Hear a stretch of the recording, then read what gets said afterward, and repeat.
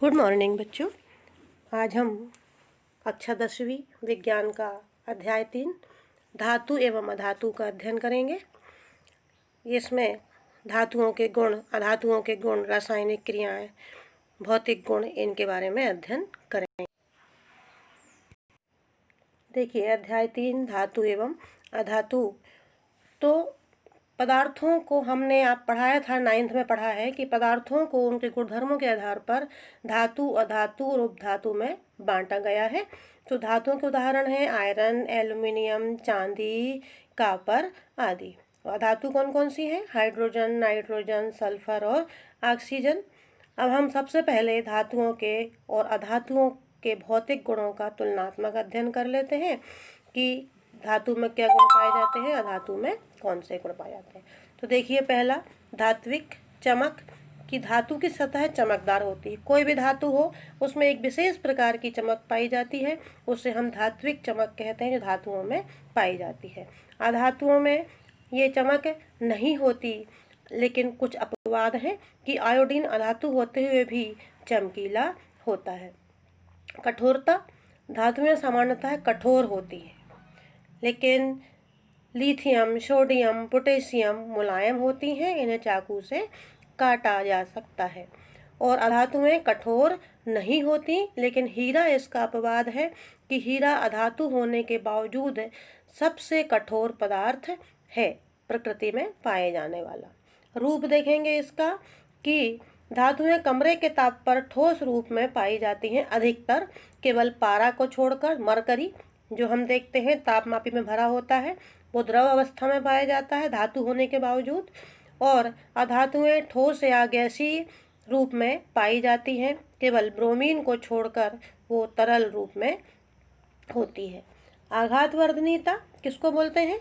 कुछ धातुओं को पीटकर पतली चादर के रूप में परिवर्तित किया जा सकता है, उसे हम आघातवर्धनीयता कहते हैं। लेकिन अधातुएं आघातवर्धनीय नहीं होती हैं, इनको यदि हम पीटेंगे तो ये भंगुर हो जाती हैं, टूट जाती हैं।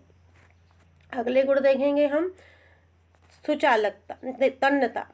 धातुओं को पतले तार के रूप में खींचा जा सकता है, इनको पतले तारों के रूप में खींचा जा सकता है। जिस इसी जेवर बनाए जाते हैं आदि बनाए जाते हैं तारों से। तांबे के तार बिजली के उपकरणों में काम में लाए जाते हैं।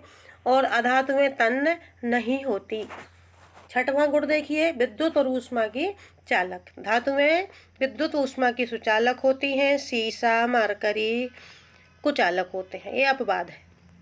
अधातुएं विद्युत की कुचालक होती हैं, लेकिन ग्रेफाइड कार्बन का एक अपरूप है, अधातु होने के बावजूद विद्युत का बहुत अच्छा सुचालक होता है। घनत्व देखेंगे, सातवां गुण, कि सामान्यतः अधिक घनत्व व उच्च गलनांक वाली होती हैं धातुएं। और सोडियम और पोटेशियम का घनत्व और गलनांक कम होता है। अधातुओं का घनत्व और गलनांक कम होते हैं। ध्वनिकता देखेंगे कि धातुएं कठोर सतह के टकराने पर आवाज़ पैदा करती हैं। आपके स्कूल का घंटा देखेंगे, बजती है घंटी, उससे आवाज़ आती है। हमारे घरों में बर्तन गिर जाते हैं या हम उसको पीटते हैं चम्मच से बर्तनों को, तो विशेष प्रकार की ध्वनि उत्पन्न होती है। अधातुओं में इस प्रकार ध्वनि उत्पन्न नहीं होती। नौवां गुण है कि अधिकतर धातुएं क्षारकीय ऑक्साइड बनाती हैं, मतलब धातुएं जब क्रिया करती हैं तो क्षारकीय ऑक्साइड, मैग्नीशियम ऑक्साइड ऐसे बनाती, क्षार बनाती हैं। और धातुएं हमेशा अम्लीय ऑक्साइड बनाती हैं। अब देखेंगे हम धातुओं के रासायनिक गुणधर्म। तो सबसे पहले देखेंगे कि वायु के साथ अभिक्रिया। धातुएं ऑक्सीजन के साथ अभिक्रिया करके धातु ऑक्साइड बनाती हैं। धातु प्लस ऑक्सीजन तो क्या बनता है? धातु ऑक्साइड। अब धातु कोई सी भी ले सकते हैं हम, उसे क्रिया कराएंगे ऑक्सीजन से तो उस धातु के नाम का ऑक्साइड बनेगा। जैसे देखिए Cu+O2 तो CuO कॉपर ऑक्साइड काले रंग का। Al+3O2 aluminium oxide, Al2O3, Mg+O2 MgO। धातुएं ऑक्सीजन के साथ अलग अलग तरह से अभिक्रिया करती हैं। सोडियम और पोटेशियम वायु में आकस्मिक आग पकड़ लेती हैं और इन्हें रोकने के लिए उनको केरोसिन में डोब कर रखा जाता है। परीक्षा में आता है बच्चों ये प्रश्न कि सोडियम को मिट्टी के तेल में क्यों रखा जाता है। तो आप लिखेंगे कि सोडियम अत्यंत क्रियाशील धातु है, वो कमरे के ताप पर ही वायु से क्रिया करके आग पकड़ लेती है, तो इस स्थिति को रोकने के लिए उसे मिट्टी के तेल पर रखा जाता है। अगला देखेंगे, मैग्नीशियम, एल्युमिनियम, जिंक, लेड वायु के साथ धीरे अभिक्रिया करती हैं। इन धातुओं पर ऑक्साइड की परत चढ़ जाती है। और आयरन वायु में गर्म करने पर प्रज्वलित नहीं होता, लेकिन ज्वाला में लोह चूर्ण डालने पर वो तेजी से जलने लगते हैं। Cu भी नहीं जलता, नहीं होता प्रज्वलित, लेकिन उस पर काले रंग के कॉपर ऑक्साइड की परत चढ़ जाती है। चांदी, सोना ऑक्सीजन के साथ अभिक्रिया नहीं करते। एक और प्रश्न आता है, बहुत महत्वपूर्ण है, उभयधर्मी ऑक्साइड। यह है उभयधर्मी ऑक्साइड, वे धातु ऑक्साइड जो अम्ल तथा क्षार दोनों से अभिक्रिया करते हैं। वे धातु ऑक्साइड जो अम्ल और क्षार दोनों से अभिक्रिया करते हैं और लवण और जल उत्पन्न करते हैं, उन्हें हम उभयधर्मी ऑक्साइड कहते हैं। उदाहरण देखिए, Al2O3 प्लस 6HCl। HCl क्या है? अम्ल है, तो बना रहा है AlCl3 एल्युमिनियम क्लोराइड और पानी H2O। अब देखिए Al2O3 एल्युमिनियम ऑक्साइड फिर से क्रिया कर रहा है क्षार से, NaOH। NaOH क्या है? सोडियम हाइड्रोक्साइड क्षार, तो बना रहा है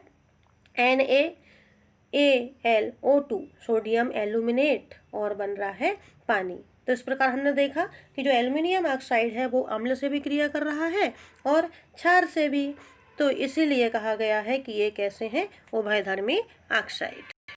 अब देखेंगे जल के साथ अभिक्रिया। तो धातु प्लस जल तो क्या बनाता है? धातु ऑक्साइड और हाइड्रोजन।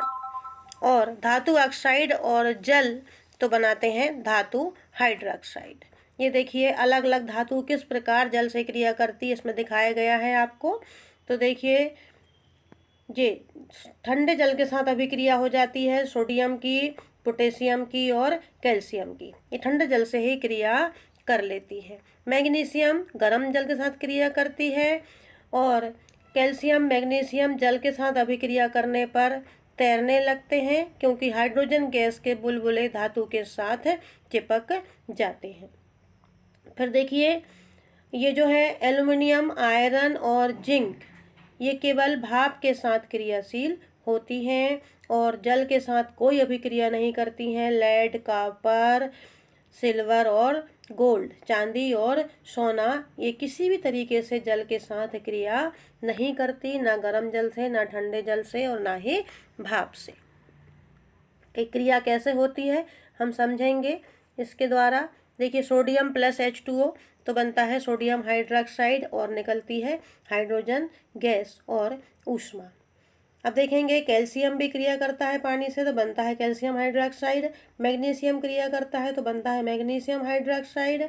और एल्युमिनियम क्रिया करता है पानी से, तो Al2O3 एल्युमिनियम ऑक्साइड और हाइड्रोजन गैस निकलती है। आयरन भी क्रिया करता है पानी से, तो Fe3O4 बनता है।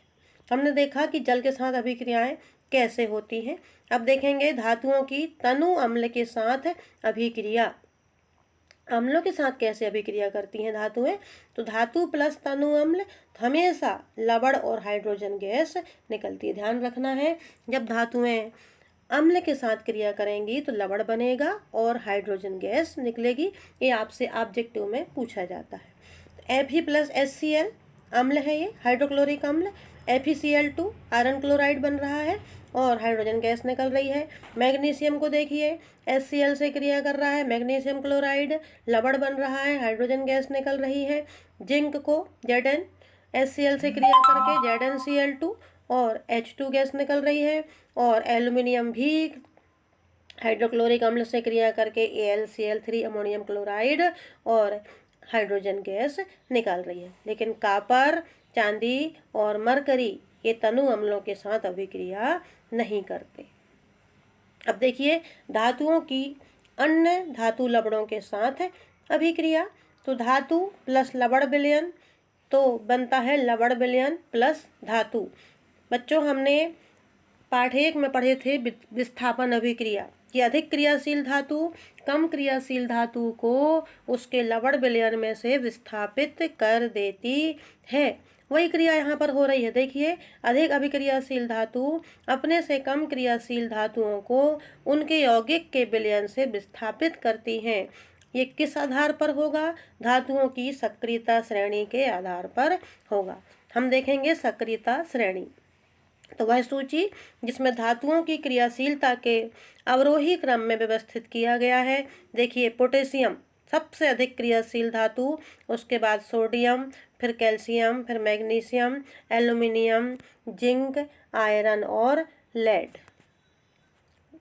उसके बाद हाइड्रोजन को आधार माना गया है और हाइड्रोजन से और कम क्रियाशील धातु हैं कॉपर, मरकरी, एक्वेरियम सिल्वर और गोल्ड।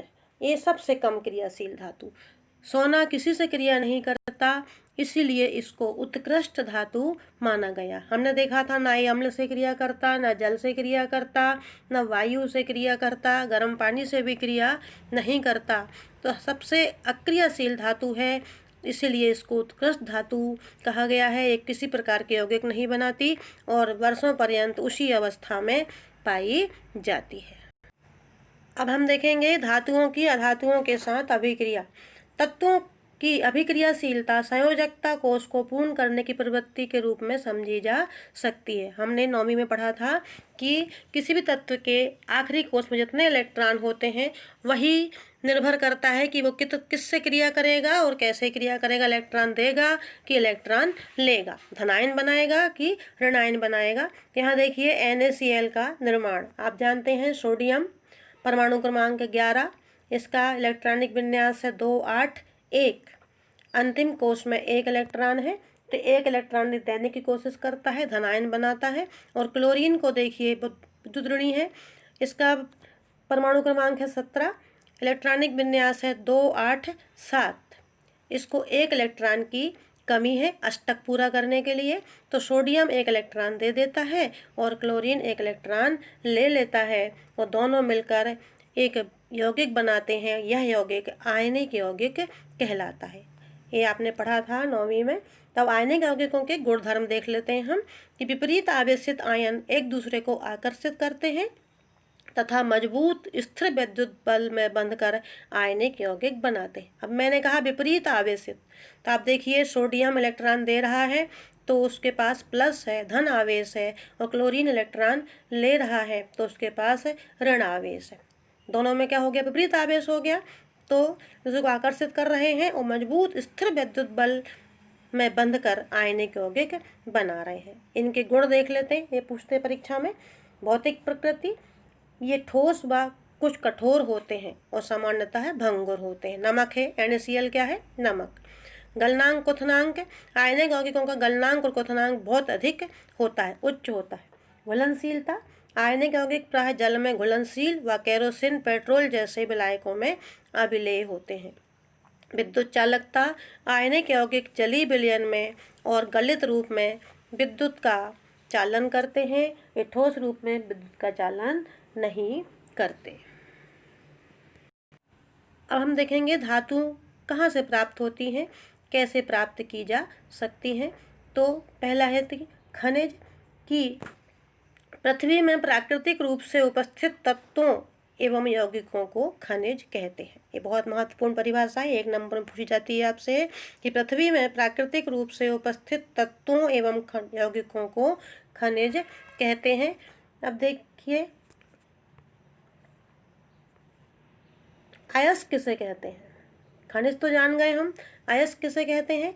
वे खनिज जिसमें से धातु अधिक मात्रा में पाई जाती है या निकाली जाती है, उसे निकालना लाभकारी होता है, उसे अयस्क कहते हैं। फिर से देखते हैं, वे खनिज जिनमें से धातु अधिक मात्रा में पाई जाती है, उससे निकालना लाभकारी होता है, उसे अयस्क कहते हैं। सक्रियता श्रेणी एवं उसके गुणधर्म देखिए। तो अब हम बता चुके हैं आपको कि सबसे अधिक अभिक्रियाशील धातु कौन सी है? पोटेशियम, सोडियम, कैल्शियम, मैग्नीशियम और एल्युमिनियम। और मध्य क्रियाशील कौन कौन सी हैं? जिंक, आयरन, लेड, कॉपर और मरकरी। ये सल्फाइड, ऑक्साइड या कार्बोनेट अयस्क के रूप में हमको प्राप्त होते हैं और इनका हम अपचयन कर लेते हैं कार्बन के द्वारा। और सबसे कम अभिक्रियाशील है सिल्वर और गोल्ड, चांदी और सोना। ये किसी से क्रिया नहीं करती और स्वतंत्र रूप से पाई जाती है। अब धातुओं का निष्कर्षण मतलब अयस्क से धातु किस प्रकार प्राप्त करी जाती है, तो इसके 3 पद हैं: अयस्कों का समृद्धिकरण, धातुओं का निष्कर्षण और धातुओं का परिष्करण। हम एक इसको चार्ट के माध्यम से देख लेंगे। अयस्क देखिए, तो अयस्क का सांद्रण, अयस्क का सांद्रण तो मैंने बताई आपको कि 3 प्रकार धातुएं हैं: उच्च अभिक्रियाशील धातु, मध्यम अभिक्रियाशील धातु और निम्न अभिक्रियाशील धातु। तो उच्च अभिक्रियाशील धातुएं हैं जो वो क्या कर लेते हैं, उनका गलित धातु का विद्युत अपघटन कर लेते हैं, उससे हमको शुद्ध धातु प्राप्त हो जाती है। अब मध्यम अभिक्रिय धातु हैं, उसमें सल्फाइड अयस्क आ जाते हैं और कौन से अयस्क? कार्बोनेट वाले अयस्क। तो सल्फाइड अयस्क को देखिए ZnHgS और ZnS, और इसमें देखिए कार्बन में ZnCO3। और जो निम्न अभिक्रियाशील धातु है वो है सल्फाइड अयस्क। अब आगे समझते हैं इसको। जो सल्फाइड अयस्क था उसका हम भर्जन करते हैं और जो था अयस्क कार्बोनेट उसका करते हैं निस्तापन। धातु का ऑक्साइड प्राप्त हो जाता है, धातु में अपचयन हो जाता है, धातु का शोधन हो जाता है। और जो निम्न अभिक्रियाशील धातु हैं उनका भर्जन किया जाता है, धातु निकाली जाती है और फिर परिष्करण किया जाता है। अब कुछ परिभाषा देख लें हम जो परीक्षा में आती हैं कि गैंग पृथ्वी से खनिज अयस्कों में रेत, मिट्टी आदि जैसी कुछ अशुद्धियाँ पाई जाती हैं जिन्हें गैंग कहा जाता है। देखिए, पृथ्वी से जो हम खनिज निकालते हैं उसमें कुछ अशुद्धियाँ पाई जाती हैं, रेत, मिट्टी, तो उनको हम कहते हैं गैंग। अब भर्जन, सल्फाइड अयस्क को वायु की उपस्थिति में अधिक ताप पर गर्म करने पर यह ऑक्साइड में बदल जाता है। इस क्रिया को भर्जन कहते हैं। बहुत IMP है, परीक्षा में आता है। भर्जन और निस्तापन को समझाइए। भर्जन, सल्फाइड अयस्क को वायु की उपस्थिति में अधिक ताप पर गर्म करने पर यह ऑक्साइड में बदल जाता है। इस प्रक्रिया को भर्जन कहते हैं। ZnS + 3O2 तापन, ZnO + SO2। इसी प्रकार मरकरी का किया हमने। निस्तापन देखिए, कौन सा अयस्क? कार्बोनेट अयस्क को सीमित वायु में अधिक ताप पर गर्म करने पर यह ऑक्साइड में बदल जाता है। इसको कैसा किया हमने? सीमित वायु में, उसको वायु की उपस्थिति में। तो ZnCO3 ZnO बन गया और CO2। अब अपचयन कि धातु ऑक्साइड से कार्बन जैसे अपचायक का उपयोग कर धातु प्राप्त की जा सकती। हमने अभी अयस्कों को ऑक्साइड रूप में बदला, अब ऑक्साइड अयस्क में से हमको धातु निकालना है तो उसके लिए हमको अपचयन करना पड़ेगा।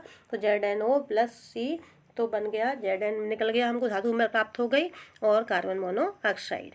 अब धातुओं को शुद्ध करना है तो धातुओं से अपद्रव्य को हटाने और इस सबसे अधिक उपयोगी विधि होती है विद्युत अपघटनी विधि। ये देखिए, एक इसमें होता है कैथोड और एक होता है एनोड। और हमने ले लिया है अम्लीय कॉपर सल्फेट का विलयन एक टैंक में, और अपद्रव्य है जो एनोड पंख है, जो गंदगी है वो नीचे इकट्ठी हो गई। हमने धारा प्रवाहित कर दिया है इसमें, तो हमको शुद्ध धातु प्राप्त हो जाती है। एनोड पर है अशुद्ध तामा और कैथोड पर है शुद्ध तामा। विलयन कौन सा लिया हमने? कॉपर सल्फेट + तनु सल्फ्यूरिक अम्ल। विद्युत अपघट से जब धारा प्रवाहित की जाती है तब एनोड से अशुद्ध धातु विद्युत अपघट में घुल जाती है और उतनी ही मात्रा में शुद्ध कॉपर विद्युत अपघट से कैथोड पर निक्षेपित हो जाती है। जो अवलेय शुद्धियाँ हैं वो तली पर बैठ जाती हैं, जिसे हम एनोड पंख कहते हैं। ये समझ लीजिए चित्र से आप, कैथोड एनोड, और हमने क्या घोला है वहाँ अपघट? कॉपर सल्फेट और तनु सल्फ्यूरिक अम्ल थोड़ी सी डाली है उसमें और एक टैंक में, और जो गंदगी नीचे बैठ गई और हमको शुद्ध तामा यहाँ पर प्राप्त हो गया। अब बारी आती है संचारण की। इसको हम पाठ 1 में अच्छे से पढ़ चुके हैं, संचारण की अभिक्रिया। फिर भी एक बार पढ़ लेते हैं कि धातुएं अपने आसपास अम्ल, आर्द्रता और वायु के संपर्क में आने पर संचारित हो जाती हैं। धातुएं अपने आसपास अम्ल, आर्द्रता एवं वायु आदि के संपर्क में आने पर संचारित हो जाती हैं। इस क्रिया को संचारण कहते हैं। अब अलग अलग धातुओं को देखेंगे। सिल्वर वायु में उपस्थित सल्फर के साथ अभिक्रिया करके काले रंग का सिल्वर सल्फाइड बना लेती है। तो आपने देखा होगा चांदी के जो आपके आभूषण हैं कुछ दिन के पश्चात काले से हो जाते हैं, वो किसके कारण होते हैं? सिल्वर सल्फाइड बनने के कारण। कापर, तामा जानते हैं आप, जिससे हम पूजा करते हो लोटा। तो कापर आर्द्र कार्बन डाइऑक्साइड के साथ अभिक्रिया करके हरे रंग का कापर कार्बोनेट बना लेता है। लोहा आप जानते ही हो कि यदि हम लोहे को छोड़ दें खुला तो आर्द्र वायु में लोहे पर भूरे रंग की परत चढ़ जाती है, जिसे हम जंग कहते हैं। अब कैसे बचाया जाए जंग से? पेंट करके, तेल लगाकर, ग्रीस लगाकर या शद लेपन करके, क्रोमियम लेपन द्वारा, या एनोडीकरण कर दें, या हम बना लें मिश्र धातु। असद लेपन क्या है? तो लोहे एवं इस्पात को जंग से सुरक्षित रखने के लिए, लोहे एवं इस्पात को जंग से बचाने के लिए उन पर जस्ते की एक पतली परत चढ़ाई जाती है, उसे यसद लेपन कहते हैं।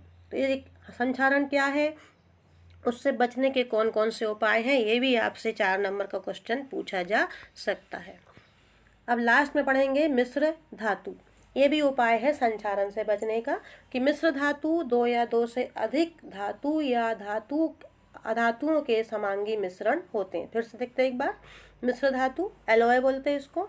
मिश्र धातु 2 या 2 से अधिक धातु या अधातु के समांगी मिश्रण होते हैं। लोहा सूक्ष्म मात्रा में कार्बन के मिलाने से कठोर और प्रबल हो जाता है। इस्पात लोहा प्लस निकेल और क्रोमियम। पीतल में हम कापर और जिंक डालते हैं। कांसे में कापर और tin. Solder lead plus tin से बनाया जाता है। और अमलगम मरकरी और अन्य तत्व। ध्यान रखेंगे बच्चों, अमलगम किसको बोलते हैं? मरकरी की मिश्र धातु को अमलगम बोला जाता है। तो बहुत काम की रहती हैं, बहुत मजबूत रहती हैं और इनसे बहुत सारे पदार्थ बनाए जा सकते हैं। तो इस प्रकार हमने बच्चों आज धातु अधातु वाले पाठ को पढ़ा। उम्मीद है कि आपको समझ में आया होगा। यदि कोई भी परेशानी है तो आप मुझसे पूछेंगे फ़ोन करके और मैं उनका आपको उत्तर दूंगी। और इसको आप पूरा पढ़ लेंगे, अभ्यास के प्रश्नों के उत्तर लिखने की कोशिश करेंगे, नहीं तो मैं भी आपको बाद में लिखा दूंगी। Thank you.